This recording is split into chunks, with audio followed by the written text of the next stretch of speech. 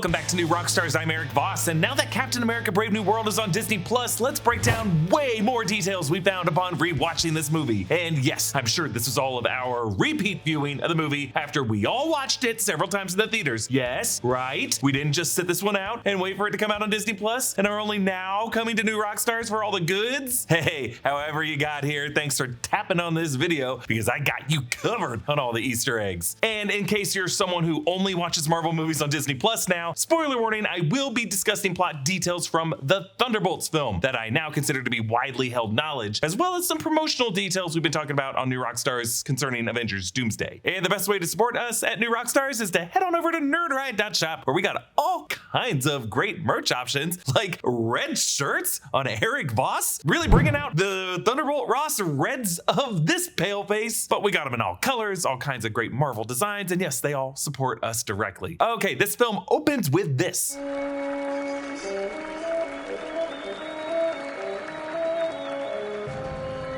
Black and white, Marvel Studios presents. There's no flashing comic book images or moments from past MCU films inlaid on the letters like there normally is. Instead, we just hear mischievous political intrigue music from composer Laura Cartman. This is all part of the tone that director Julius Ona wants to set as the template for this movie. The director said he drew inspiration from political conspiracy thrillers like 1973's Day of the Jackal, 1967's Les Samurai, and 1967's Point Blank, as well as Harrison Ford starring Tom Clancy movies like 1994's Clear and Present Danger, to try to capture the paranoia of pulling the thread of a political conspiracy thriller within a corrupted government and military organization. And opening the film with this, with titles designed to teleport the viewer away from the escapist Marvel fantasy back to something closer to the real world, much like 2014's Captain America the Winter Soldier did. And as I pointed out before, I think the Jackal film, both the original one and the remake, and the other remake, was probably the inspiration for one of those two brainwashed American pilots having the call sign of Jackal. We see Harrison Ford as President-elect Thaddeus Ross on the night of his electoral victory. Harrison Ford was cast as Thaddeus Ross after William Hurt passed away. We see Ross's campaign slogan, "Together, period," on the screen in front of him, and its mirror version reflected behind him, kind of boxing the president-elect in, ironically reflecting his failure to truly lead America as a partner to Captain America. The campaign slogan of "Together," punctuated this way with a period, was probably orchestrated by Samuel Stearns, the leader who guided every step of Ross's political career to get him to this point. And just "together" punctuated with this awkward period at the end also feels like the end of a sentence rather than the opening invite of a conversation. It recalls both Jeb Bush's failed "Jeb" and Hillary Clinton's failed "Stronger Together." Ross asks the staffer, "Heard anything from Betty, from my daughter?"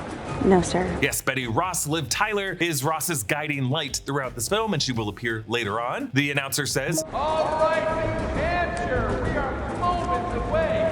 I missed this part when we first broke this movie down. They're in New Hampshire. So for Ross to be holding his victory speech in New Hampshire, it's just pretty interesting. New Hampshire is one of the early primary states that might have proved crucial to Ross's primary campaign, especially if he's within the same political party as President Ritson. And New Hampshire is also the doggedly independent, live free or die state. I'm thinking someone who worked on this movie might have just loved the West Wing because it is the home state of Martin Sheen's President Jed Bartlett. Ross takes heart medication, as we will also see his heart condition is how Samuel Stearns corrupted him, and these pills are gamma irradiated. Signs in the crowd read, "Ready for Ross," and we see prints of Thaddeus Ross in a style that looks like the Obama Hope poster. Ross says, "From the disappearance of half of mankind to the emergence of a celestial mass in the Indian Ocean, the threats we face show no signs of slowing down." Yes, he's referring to the blip from Avengers Infinity War and Avengers Endgame when Thanos the Mad Titan snapped half of all life out of existence. And he also refers to the hatching of the celestial named Tiamat in the Eternals film, a mass whose adamantium core becomes essential to this movie's plot. The Spectrum News anchors are played by real-life Spectrum News anchors Sharon Tazewell and Josh Robin. Josh talks about how Ross isn't working with Captain America, and the file photo shows Sam Wilson from the first episode of The Falcon and the Winter Soldier when he donated the Captain America shield to the Smithsonian. Sam watches his footage from Abe's bar, which might be a reference to the Abe's Head bar, a bar that was smashed through by Red Hulk in 2008's Hulk #7. Sam gets toasted by other service persons at the bar, and in the background we see a Ross bumper sticker and a poster that says Ross 25.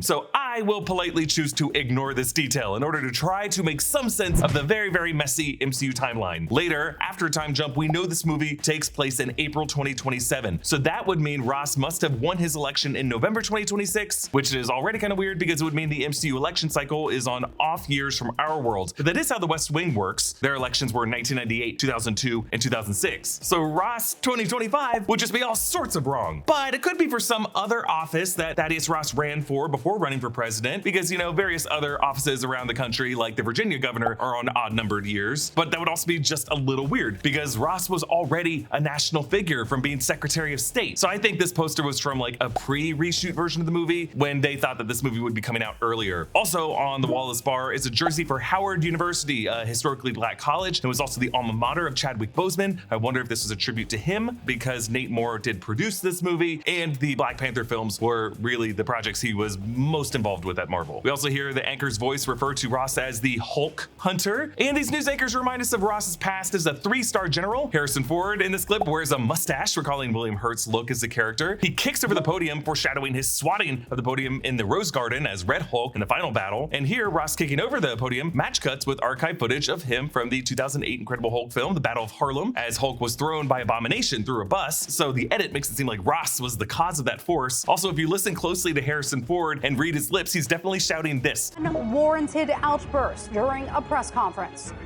In fact, many blamed Ross for the collateral damage. Haha, they snuck in an F-bomb there. PG-13 movies are only allowed to have one depending on the context. For example, the F-bomb in Guardians of the Galaxy Volume 3. Open the door. But the 2008 Hulk footage here is presented out of order. This bus shot is followed by a shot of Abomination trashing Harlem, which was earlier in the battle before Banner dove down into it, but I assume it's just being presented as general B-roll. This footage is also being shown in the basement lab of Camp Echo 1 base as Samuel Stearns tests out the screeching sound effects and flashing lights of his mind control technology. Camp Echo 1 is a reference to a base in 2017's Champions No. 10, an Albuquerque containment facility for Bruce Banner, designed as a peaceful neighborhood retrofitted by Amadeus Cho. And now we see this movie's title over a grid of lights that are meant to be Stearns' mind control lights. These titles were designed by Perception, and artist Doug Appleton shared the different phases of these titles through the closing credits and how they tell the story of the film. From mind control to disruption, the red square represents Captain America disrupting the leader's plans, to teamwork, blue introduced to the red to represent Falcon working with Sam to dismantle the leader's grid, and then finally breaking free, where the grid is destroyed and all the different squares fly away freely. I have to be honest, I would not have gotten that had he not made this chart. And at this point, there was a deleted scene from this point in the movie that would have preceded Sam's mission to Mexico, introducing Sam and his relationship with Layla Taylor in a different context as they train together boxing in Clay's Gym in the DC area. I hear the SEALs are gearing up for a big mission in Mexico.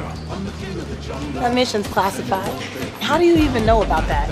Word travels fast. But now in the film, we have jumped 5 months later as a United States Air Force plane flies over Oaxaca, Mexico. Danny Ramirez returns from the Falcon the Winter Soldier as Joaquin Torres, running support for Captain America Sam Wilson to take out Serpent, who has taken over the Cathedral de Santo Ramos. Serpent is this movie's name for the Serpent Society. In the comics, the Serpent Society was an organization of snake-themed villains opposed to Captain America in the 80s comics created by Mark Grunwald and Paul Neary. Captain America's Serpent Society was actually the fake title for the third Captain America movie when Kevin Feige announced it in October 2014, before later in that panel saying, haha, just kidding, it's actually going to be Captain America Civil War. Sam's call sign is now Eagle 1, which shows the evolution in the bird of prey progression for the character from Falcon to Eagle. Sam soars in at high altitude wearing a white cowled suit similar to the one given to him by the Wakandans at the end of the Falcon the Winter Soldier, but here with a bit less fabric around the head and the neck. He goes into a controlled dive, forming a cloud funnel around his body, which then blows away when he opens his wings like a parachute. But he's still carrying some of that tailwind with him because he uses the delayed rush of the air from his landing to blow back the Serpent soldiers. Now, why doesn't this landing break his legs? Well, because this suit is made of vibranium, and vibranium can absorb impact. And you'll notice that his helmet retracts with a purple nanite glow like the Black Panther masks do. During this opening fight, Sam does the wing barrel roll move that he did in the opening sequence of Civil War, and then as Sam shields himself with his wings, they glow in that purple hexagonal pattern that we often saw on Wakandan tech. Sam slams the wings back down to to form the iconic Black Panther percussive blast move that we first saw T'Challa use against the Border Tribe in the final battle of that 2018 movie. Sam's drone, Red Wing, returns from the past films and scans the building for hostages. This pulls up the file for Seth Voelker, aka Sidewinder, played in this movie by Giancarlo Esposito. We see Sidewinder's Serpent Society patch showing a skull and a snake snaking through it. The canister that Sam is under orders to recover, containing adamantium, is labeled 815 degrees Celsius. This is a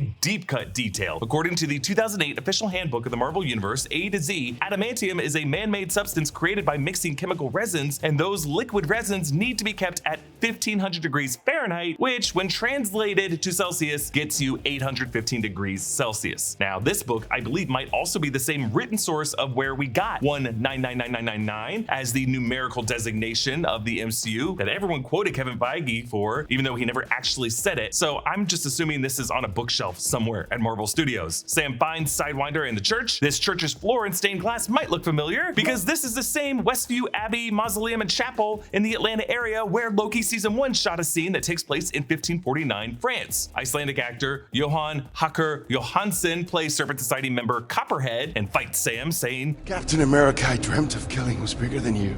I'm happy to disappoint. Just a reminder that Steve Rogers and John Walker took the Super Soldier Serum, but Sam Wilson did not. Sam stomp kickflips the shield up to his arm, the move Steve Rogers does while beating up the Hydra guys in the elevator in Captain America Winter Soldier. SEAL Team 2 arrives, led by Commander Dennis Dunphy, who in the comics is D-Man or Demolition Man, who, yes, kind of looks like Wolverine, but that's just a coincidence. He is an ally of Captain America. In 1987's Captain America 328, he's known for superhuman strength and sadly a heart condition, which is how Commander Dunphy dies in this movie. Now, various rumors and leaked photos implied that this opening action scene, which was reshot, originally took place at the Cancun airport in Mexico instead of at this church, this monastery. This would have been when the Serpent Society was led by Seth Rollins as King Cobra and Rosa Salazar as Diamondback. Rollins' character was removed and rewritten to be Giancarlo Esposito's version of the character as Sidewinder. Rollins has said in interviews that he has no hard feelings, and it was implied that his character might have just been removed because the writing of the character wasn't really matching up with the performance ability of the actor. There are also some rumors that the Serpent Society would have had 5 members, each with cybernetic enhancements that mirrored their comic counterparts. To quote this rumor, we would have had Diamondback, Rosa Salazar, who would have been able to shoot projectiles from her fingers. Rattler was part of the team, who had sonic booms, which came from his legs that rattled. Constrictor had charged coils that went up his arms. Asp had light up fire fists. And then King Cobra, Seth Rollins, who would have had fangs coming out of his mouth that could spit out acid. Then we move on to President Thaddeus Ross laying flowers at the grave of his late wife, Karen. Karen Ross was introduced in 2011's Hulk number 41, who had died of cancer when Betty Ross was 12 years old. Her middle name here of Lee could have been added to honor the late Stan Lee. The epitaph quote is from Walt Whitman: "Keep your face to the sunshine and the shadows will always fall behind you." This comes back at the end of the movie in Ross's fight with Sam when he faces the setting sun and turns back into his human form. Ross has cut a branch from a cherry blossom tree. In an interview, Julius Ona said that the cherry blossom symbolized the film's central theme of empathy. The symbolism is rooted in the cherry blossom's history, as the Japanese government originally sent to the United States their cherry blossoms as a sign of friendship in 1912. Zosha Roquemore plays Layla Taylor. In the comics, she was a throwback romantic interest to the Falcon, Sam Wilson, introduced in Captain America number 139 in 1971, who after breaking up with Sam actually works as a reporter exposing drug smuggling. Another grave behind Ross reads Lample, which could be a nod to graphic designer Ellen Lample, who has worked on several Marvel titles. Joaquin asks Sam, "That means that you're finally gonna introduce me to Ant-Man?"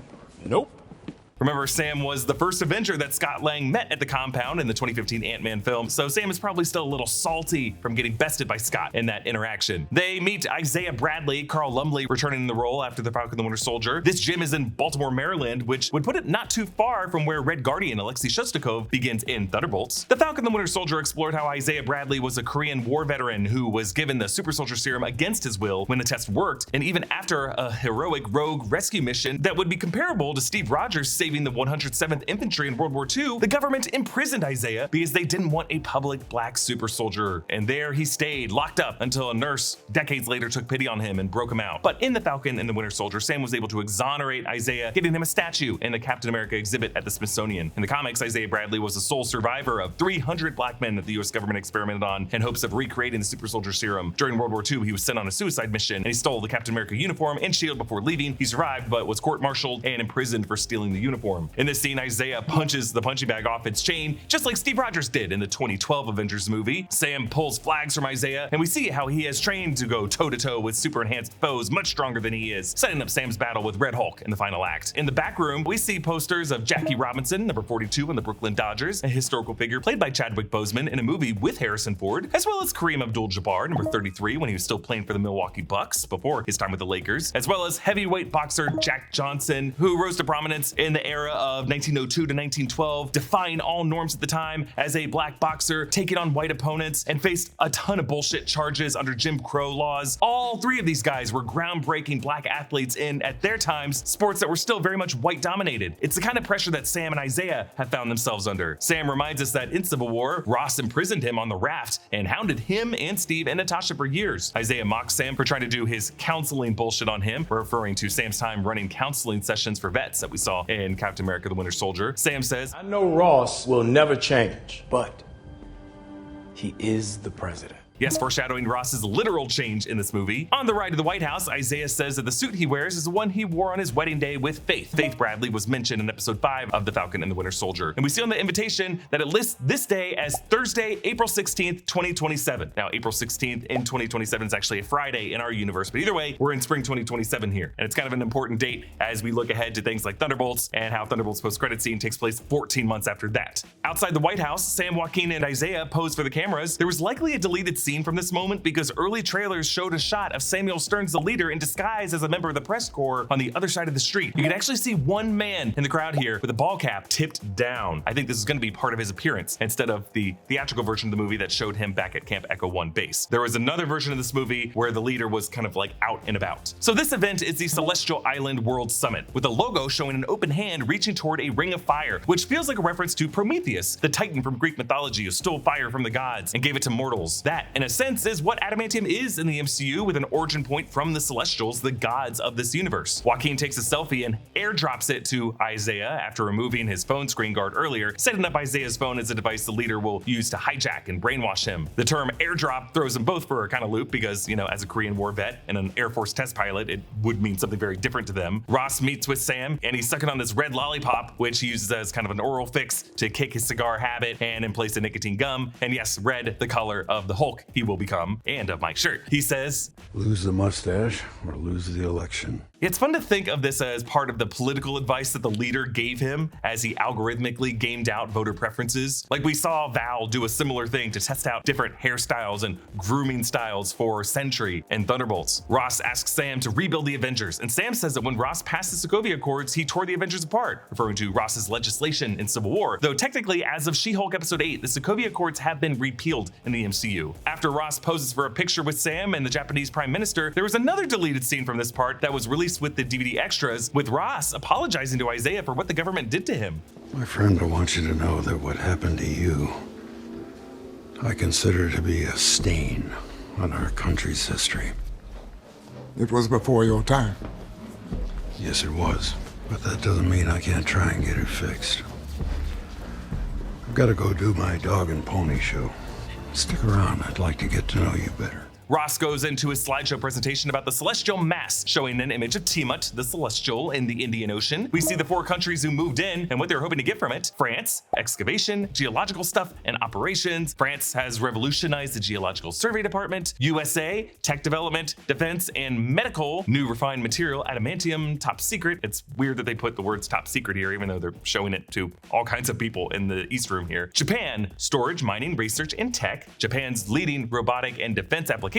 And India, mining, agriculture, and bioengineering, formidable engineering bases and research labs. A couple just interesting details here. France included on the list? Between this and Black Panther Wakanda Forever, it's like Nate Moore is in all these rooms saying like, France is definitely one of the big imperialist powers in the 21st century, as opposed to like the 18th and 19th centuries. Also, it's interesting how India is getting like agriculture benefits from Tiamat. And as we saw in the Eternals film, agriculture was one of the earliest contributions of the celestial employed Eternals to early civilizations. Ross talks about the discovery of the Millennium found inside Tiamat's marbleized corpse and lists Adamantium's application to technology, medicine, and defense. And in the medicine category, we see a scan of the human body, the brain, and the spinal cord, which seems like a reference to Adamantium's most famous application, Wolverine's adamantium skeleton. Falcon. Ross says this metal is more indestructible than vibranium and not controlled by a small isolationist country, which is some strong words against Wakanda. Ross names this mineral ore Adamantium, making this the first official mention of adamantium in the MCU. Adamantium was first mentioned in Marvel Comics in the Avengers number 66 in 1969 as the shell of Ultron, and its name comes from the word adamant, meaning firm and resolute, unyielding. In addition to being the substance of Wolverine's metal claws, technically Captain America's shield in the comics is made out of proto-adamantium, not vibranium. The 3D globe graphics show that Celestial Island is actually in the western Indian Ocean, which is new information. It's between Sri Lanka and Madagascar, making it closer to Wakanda than I thought, which could just be an important detail in Avengers Doomsday. Ross begins to discuss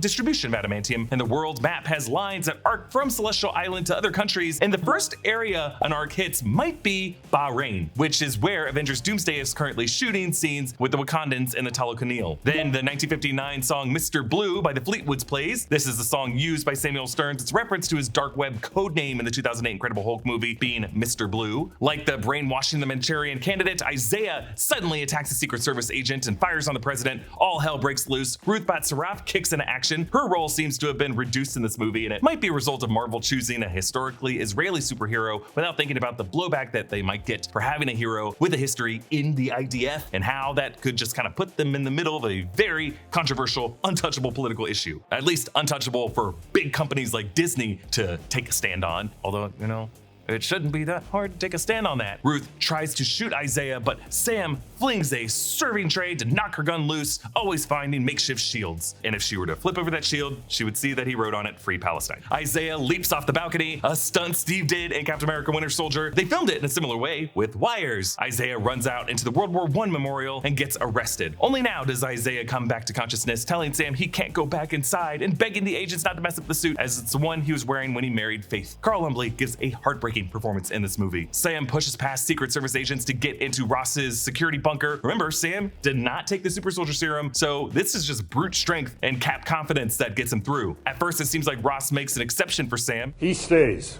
But then Ross says the same for Ruth. She stays. And Sam realizes what Ross really means by together, period. Ross says, "You're not Steve Rogers. This is politics. So you better wise up, son."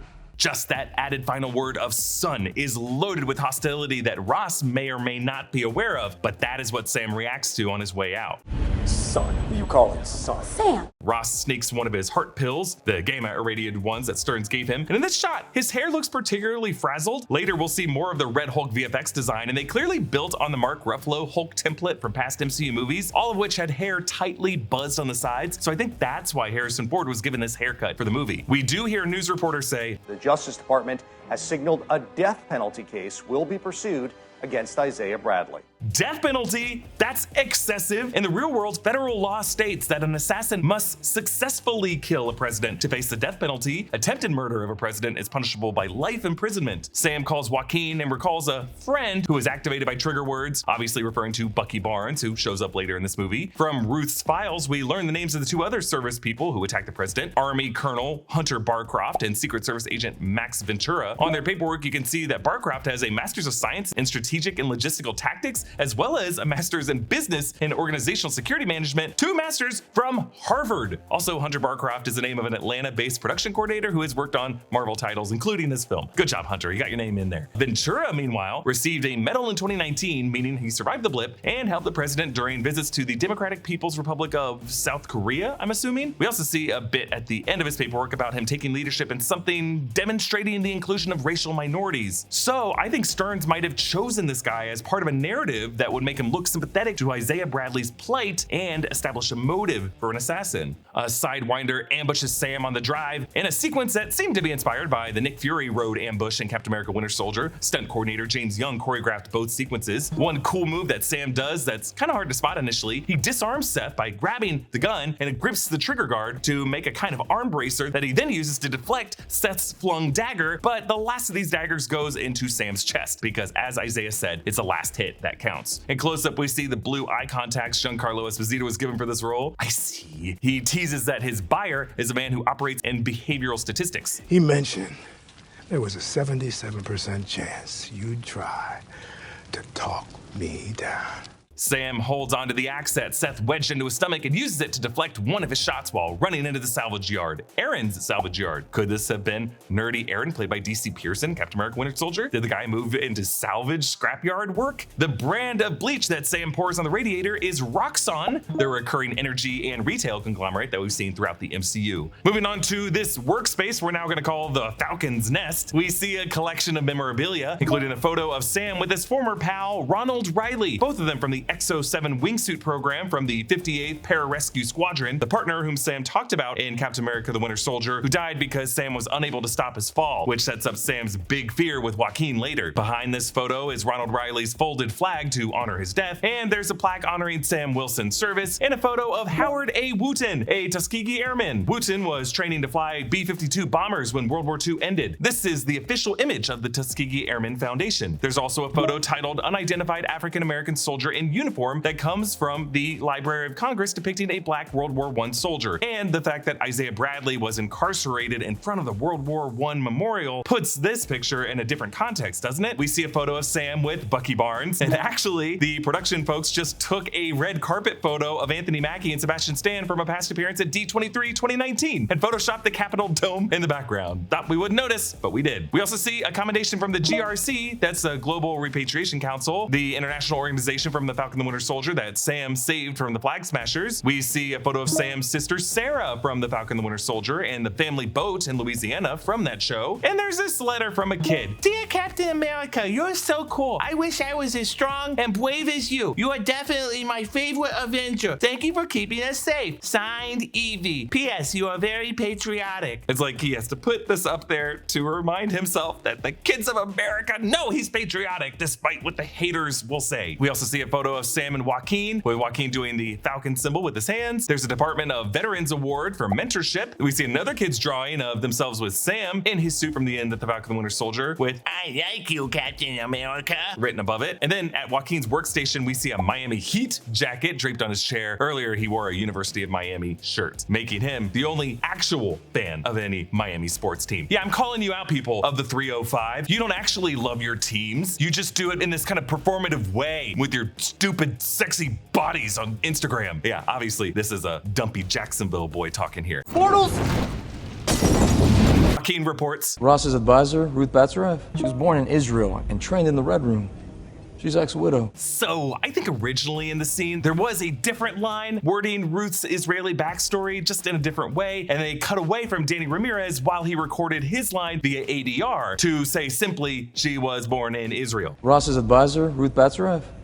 She was born in Israel and trained in the Red Room. And also, I think they were going to add some more exposition about this character being a mutant, as she is in the comics. Actress Shira Haas is 5'2", and she seems so small in this movie. But I think that was also part of the original idea for the character in this movie, a fighter who seems unassuming, but possesses some hidden abilities. I suppose we're now meant to imagine her alongside Natasha and Yelena in the Red Room, with Ruth pushing some other girls out into those snowy woods to get shot by that random dude. When Joaquin pulls up to the coordinates for Camp Echo 1, those latitude and longitude numbers actually do put you in West Virginia, specifically on an unnamed road right next to an airfield. So I love how the designers really did find a sus looking spot to put this base at. On Air Force One, President Ross works out on a Peloton. Peloton showed up as a sponsor on Alexi's new Avengers tracksuit and Thunderbolts. And assuming Samuel Stearns has hacked all of President Ross's technology, I like to imagine that he had this Peloton instructor say things to President Ross to get him particularly worked up. It's just worth pointing out that it's right after this workout that Samuel Stearns waits to kill the guard in Camp Echo 1, Warden Cooper, and then talking to Ross over the phone to threaten him. Joaquin plays on his Motorola flip phone, a burner so that they can't be tracked as easily, an old arcade game. This is called Planetoid, and it's a 1982 clone of the 1980 game Defender, which the teenage version of Groot played at the beginning of Infinity War. Camp Echo 1 is beneath a giant radio astronomy satellite used as a facade, but this also could explain how Stearns could have remote satellite uplink capabilities and access to various telecommunications, and maybe even spot anomalies in space. Things like, oh, I don't know, the arrival of a Fantastic Four ship, if he were still there at the time. But also, if our man has predicted the multiverse colliding in Avengers Doomsday, maybe he's seen all these space set anomalies, like Dar-Ben opening up a rift to the X-Men dimension. Now, this whole section of sneaking into an underground base reminds me of Steve and Natasha sneaking into the old Camp Lehigh base in Captain America Winter Soldier, but instead of a green-headed Phase 1 sub-villain of Zola, in this basement they find the green-headed Phase 1 sub-villain of the Leader. We see a diploma from Greyburn College, which is a university in New York where Samuel Stearns worked, where Bruce Banner and Betty Ross found him in the 2008 film. This awards Samuel Stearns a Master of Science in Cellular and Molecular Biology. There are other diplomas that are harder to make out, but I assume they give him various doctorate degrees. The computer on his screen background also says gray burn. We see a surgical device prototype doing surgery on a model brain. I wonder if Stearns was running tests on himself and his exposed lumpy head. The names of the brainwashed victims on the wall are Payumo. This form lists his rank Sergeant Payumo instead of his first name, which is Frank. We see Hunter Barcroft, Chris Meltzer, James Davidson, Isaiah Bradley, Togo Reed, Isaac Martinez, Theo Wincroft, Lloyd Chavez, Dylan Festi, and Nancy Martinez. And you're wondering, yes, I did look up those names, and they're just like random names. There are 16 others on the wall to the left and 8 more on the right. So all in all, the leader has brainwashed a lot of people. The first file that Sam opens is for Frank Payumo, measuring the plasma proteins and how they tracked post-irradiation, meaning that it was a similar gamma irradiation that he used to just initially program him. We see the file on President Ross with a chemical reaction describing the radioactive decay of thorium. Thorium-233 is what thorium-232 becomes after it absorbs a neutron, turning it into a fertile fissile fuel. Also, thorium, Thor. It was named after the Norse god of Thor, and technically in the mythology of the MCU, all the Norse gods of Earth are based on Thor and his buddies from Asgard. Ross's birthday is listed as August 22nd, 1945, making the character 81 at the time of this movie in April 2027. He was also born literally a couple weeks after the bombings of Hiroshima and Nagasaki. He is a true baby boomer. The Japanese prime minister claims to have intelligence that the Americans stole the adamantium sample, which is really just bogus intel leaked by Samuel Stearns, we find out later, to destabilize this treaty. Back in the lab, they bring up old lecture footage of Samuel Stearns at Grayburn with Tim Blake Nelson looking as he did in the 2008 Incredible Hulk movie.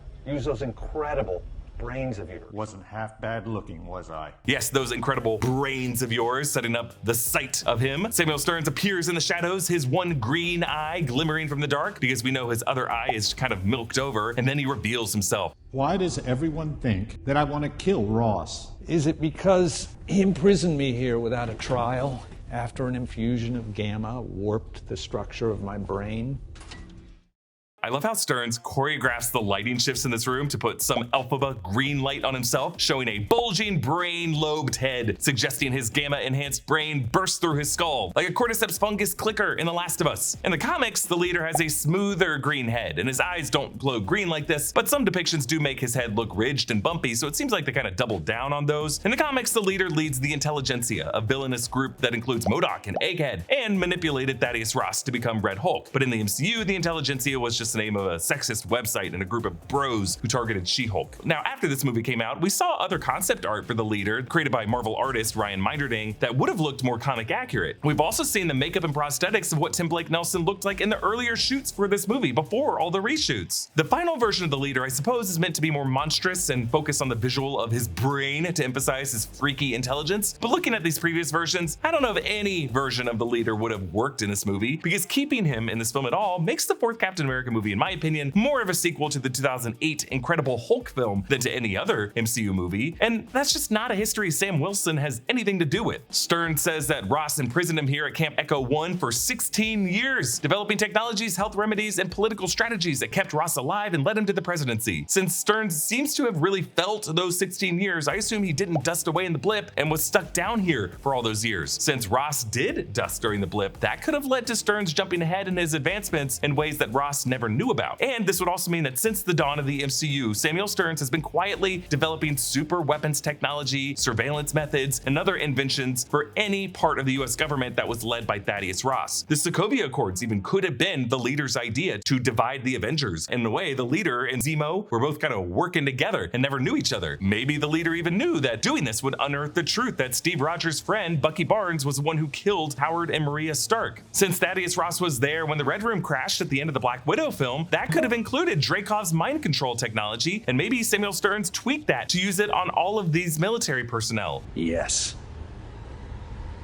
But you haven't figured out how. We also should ask, was Stearns aware of Hydra? Did Hydra know about him? I don't even know if this movie realized how much they were establishing by saying that this guy was down here tinkering for 16 years. Stearns hit Sam with a blast of sonic energy, the same technology that Thaddeus Ross's forces used to repel the Hulk in the 2008 film. Stearns sticks some brainwashed soldiers on Sam and Joaquin, whom they're able to take down with the assistance of Ruth. It's clear watching this how much the color palette was on the filmmakers' minds, with lots of clashing red and blue lights. The FBI SWAT team that Ross sent comes to recover them and also gets hit with the Mr. Blue needle drop, so the three of them have to escape them. Ross's advisors meanwhile tell him the Japanese are advancing on Celestial Island, and in anger, he pounds the coffee table, cracking it, and he orders the US carrier Group 5 to beat the Japanese to Celestial Island. Sam and the others drive to the SEAL team base at Norfolk, Virginia. Sam gives Commander Dunphy the President Ross pills to check. Now, according to rumors around this movie, they did have a scene where they got Amadeus Cho to check these pills at Stark Industries. Actually, you could find leaked set photos of crew people who worked on this movie at a Stark Industries set that would have appeared in this film. So we know part of those rumors were at least true. Actually, the actor rumored to play Amadeus Cho, a character who becomes the Hulk in the comics, was Logan Kim, who is only 18 years old. Sam chats with Seth Voelker here. Voelker said that it was his old unit that found Samuel Stearns in the wreckage of the Battle of Harlem with a gamma-enhanced mind, and that Ross even upped the gamma exposure to Samuel Stearns' brain, and that it was Stearns who paid Sidewinder through the CIA Black Fund to steal the adamantium. At this point in the movie, especially in scenes like this, it's really not hard to see how much green screen must have been used to finish these scenes. Pretty much any scene with Giancarlo Esposito and Tim Blake Nelson guaranteed green screen reshoot. So this interrogation, we suspect, was originally going to be Sam talking to Rosa Salazar's character. On to Celestial Island. We get new shots of the marbleized corpse of Tiamat in the Indian Ocean, this time from sea level, allowing us to see the little grooves and swirls in his armored shell. Ruth in these scenes has an armored chest piece under her jacket that seems to have been part of a bigger plan for this character in the sequence that ultimately was never used. They're on the USS Milius, which is an actual Arleigh Burke-class Aegis-guided missile destroyer of the US Navy. Ross stands before a board that reads in red CAP status, which stands for Combat Air Patrol. This board is meant to track the aircraft patrol over an objective area to intercept and destroy hostile aircraft, though ironically in the scene, the status of CAP is also something that we're keeping in mind. In addition to Jackal, the other pilot's call sign is Whiskey, which is an unlikely call sign because Whiskey is one of the alphabetic words in the military alphabet, you know, Alpha, Bravo, Charlie, Delta, Echo. So it would be kind of confusing to have a pilot referred to as any of those words. Look, I come from a family of Navy pilots. Maybe there's a pilot out there with the call sign of Sierra or Foxtrot. I just don't think it's likely. Sam confronts Ross about his medical history with Stearns in Camp Echo 1, and Ross said that he was dying from a failing heart, and Stearns kept him alive with the pills, and that he wanted to stay alive to prove to his daughter Betty that he was a changed man who could still be a papa who took her to see the cherry blossoms. But the brainwashed F-18 pilots attack the Japanese fleet, sparking a dogfight. Sam and Joaquin take off to de-escalate. While this aerial sequence recalls the imagery of Iron Man flight scenes, I appreciate that we never cut to an internal HUD for Sam or Joaquin, just an internal red-tinted goggle vision and then a close-up of their eyes, because an internal heads-up display would feel too much like Iron Man. Instead, the sequence has more in common with the aerial imagery of Danny Ramirez's other film, Top Gun Maverick. But unfortunately, the gorgeous hazy backdrop of Tiamat rarely serves as more than a backdrop in this battle. In a recent episode of the Marvel Sneak Peek, John and I discussed what types of sequences in movies specifically tend to get people to come back for second and third times to see movies in theaters. And we singled out this example of a sequence that, while very good, because they never fly inside of or even through this very cool set piece of a giant celestial, the sequence never really gets to that next level. Julius Onus said that they drafted scenes that would have gone inside of Tiamat's corpse, but to show whatever cool adamantium stalactites might be in those mines, but Marvel Studios executives told them to stay on the outside of Tiamat, which I find interesting. The missiles that the Japanese fire at the American warships seem to be using blue Stark repulsor technology. Just another example of how Stark tech has spread far and wide throughout the governments of this world. I do really like the stunt choreography of this sequence, how Sam uses Red Wing to fly behind him, carrying his shield to deflect fire from a further back angle, and how Sam stops a final missile by kind of surfing it down into the water. President Ross's headset gets hacked by the leader, and the red glow of the board behind him reflects on his face, making him look like he's drowning in red. Sam uses the vibranium wing to slice through a wing of Whiskey's F-18, and I just noticed the detail that the vibranium in his wing glows purple as this happens, to show how it is the individual vibranium atoms that are absorbing this impact and shifting in a specific way that allows this to be a clean cut. Jackal fires 4 more missiles at the Milius. Sam bounces his shield among them, which shows that his practice with the pads on the trees in Louisiana and the Falcon the Winter Soldier definitely paid off. Again, each time his wings take out these missiles, they and the explosions glow with the color purple of the redirected kinetic energy from the vibranium. Joaquin stops one missile but blows up the second one too late, and it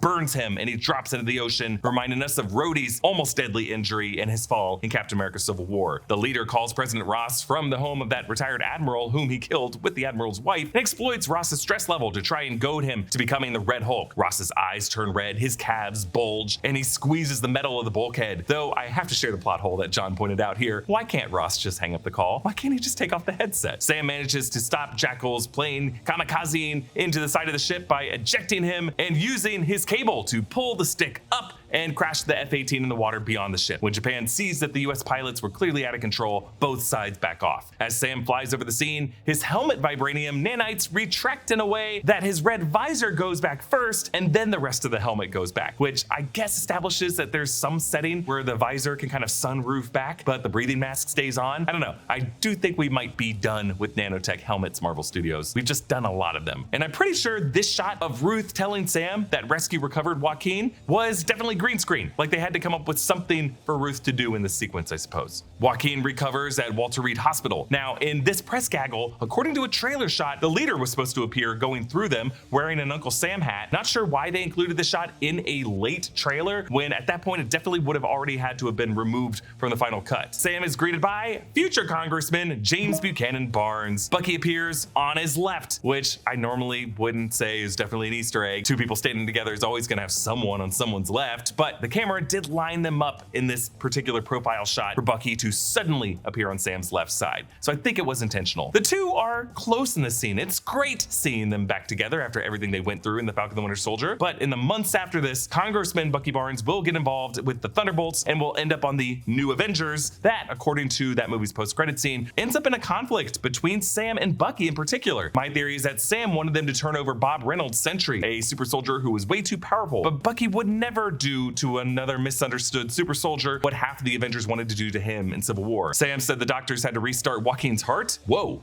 He almost died. Like Aubrey Plaza was like halfway in the room and was like, damn it. I wonder if Joaquin saw the afterlife the way Jeremy Renner keeps saying he did after his accident. I'm serious. The quotes are crazy. He's like, I wanted to be dead.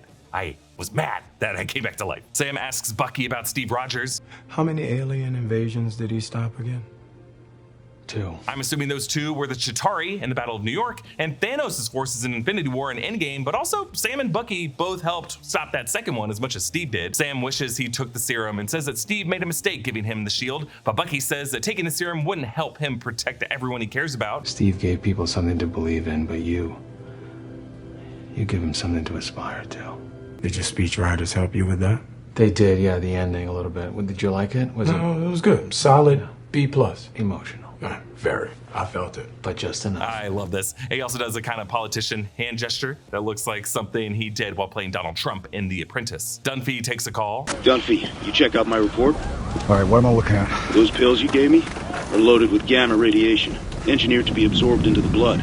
Where the hell did you get these? Yeah, the captions here call this caller scientist, and I'm almost certain this was going to be the voice of Amadeus Cho. Stearns, who strolls into a Navy SEAL camp that probably would have been heavily guarded, he stops Dunphy's heart using a frequency device that might be based on the device Obadiah Stane used to paralyze Tony Stark in Iron Man. In the Oval Office, we see old photos of Harrison Ford from the early 90s, where a mustache has been photoshopped under his nose. There are also photos of Liv Tyler from a younger age, around the time when she realized that she was Steven Tyler's daughter. We hear Liv Tyler's voice over the phone as Betty, as the daughter and father promise to take a walk sometime to see the cherry blossoms. Ross speaks to the press in the Rose Garden as Samuel Stearns turns himself into Sam in front of Walter Reed, asking for counsel from a man at the end of his rope, reminding us of Sam's time running the group sessions. This scene is certainly the biggest offender when it comes to the obvious green screen plating. They also shot the scene with just a slightly odd anamorphic focus, which might be designed to gloss over some of the awkward rendering detail. I'm a bit surprised Marvel didn't even try to clean this up a little bit for the Disney Plus release. Sam asks, You ever use that big brain of yours to consider that maybe you're wrong about Ross? Wanna bet? This sets up the bet that they bring up about Ross in the post-credit scene. The press hounds Ross about Stearns going public about Ross's imprisonment of him, which the scene shows us with the close-up of a reporter getting an immediate news report, which also is probably a pickup insert shot. And the fact that we can kind of see the seams at this point in the movie, I think undercuts how great the Red Hulk moments are that come after. It all just happens really fast. Pre-recorded audio from Stearns plays over the speakers and the Secret Service tries to pull the president away. Why?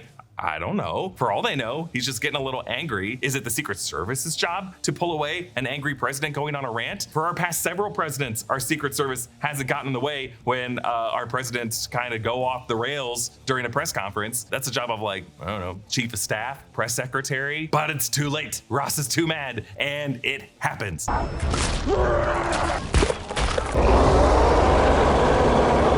I love how disgusting they made Ross Red Hulking out to be. On his hand, his pinky finger bends sideways, his back shreds out the back of his suit, and we see the lumps of his vertebrae and purple veins through his skin. His clothes all sizzle and burn, spewing smoke. His fingers burn the carpet on the stage. This is a key detail about Red Hulk from the comics. While his skin is not invulnerable like Bruce Banner Hulk's skin is, it does radiate heat, causing his thrown objects to become explosive projectiles. The design of Red Hulk is pretty impressive. They used a lot of the same visual assets from the 2012 redesign of the Hulk when Mark Ruffalo took over the character, and all the ways it improves over the years through the Smart Hulk design for Endgame that we also saw in She-Hulk. But they also included some striations on his pectoral muscles. They gave him a layer of chest hair because we've seen Harrison Ford with the shirt off in movies, and we know there's a bit of a carpet under there. And when he roars, it seems like they even kept a bit of Harrison Ford's crooked lower teeth and Red Hulk's jawline. Marvel fans have expected Thaddeus Ross to transform into Red Hulk ever since the 2008 Incredible Hulk post-credit scene, or rather like the end tag scene that showed Ross drunk in a bar, which was actually based on the World War Hulk's storyline comic issue that revealed Red Hulk's identity by flashing back to Ross drunk in a bar looking a lot like this. So since this has been 17 years in the making, they had a lot to live up to. And overall, I do think they nailed the execution of Red Hulk, at least in the scenes that he's in, and at least in the first half of the battle. And of course, the texturing and the close-ups looks a lot better. His eyes, his nostrils, his cheeks, his mouth, his jawline, a hint of a 5 o'clock shadow. In some of the wide shots, they clearly put a bit less effort into the detail, but that's probably okay. Sam intervenes. Upon the first punch, the glowing purple vibranium tech on Sam's left shield begins to glitch. Uh-oh. Sam sticks Red Hulk with some blades, demonstrating that Red Hulk, unlike Green Hulk, can be cut and impaled. It's in this moment when Sam back pockets a move that will eventually bring him down when they're on the street. Red Hulk thunderclaps, the beloved Hulk range attack that Hulk did in the 2008 film, but Joss Whedon thought it was goofy, so we didn't get to see it in Avengers 2012 or in Age of Ultron, and also didn't get to see it in Ragnarok, but it did come back in She-Hulk, and I appreciated that. Only now did I catch the full impact of the thunderclap. In addition to blowing back Sam and the chairs, it takes down the entire section of the White House behind Sam. Julius Ona said in an interview that there was originally a part where Red Hulk was gonna use a gun like he does in the comics. They ultimately had to cut this because he felt it didn't feel right for the movie. The fight spills up onto the roof of the White House. They use the American flagpole as a bat and then as a spear, taking down a helicopter. Red Hulk then throws one helicopter into the other helicopter, and he roars from the roof like he's freaking adult Simba on Pride Rock, claiming this turf. There's a particularly well-rendered close-up of Red Hulk right here as he pulls out the daggers and turns back to look up at Sam. I mean, this looks 100% photorealistic to me, and I appreciate how after the opening foray into the battle, they peppered his face and his traps now with ash. Red Hulk jumps after Sam, scraping the Washington Monument. We'll see this damage get repaired during the Thunderbolts film if you look closely at a shot. Sam leads Red Hulk to Haynes Point, the southern tip of the East Potomac Park between the Potomac and the Washington Channel. Actually, in this park is a sculpture called The Awakening that kind of looks like the emergence of Tiamat, I think. Sam's plan was to use the cherry blossoms of this park to try to remind Ross of his trips with Betty. There is kind of a jump scare though when Red Hulk chases him through the grove. Sam covers our view of the approaching Red Hulk with a shield, and then wah!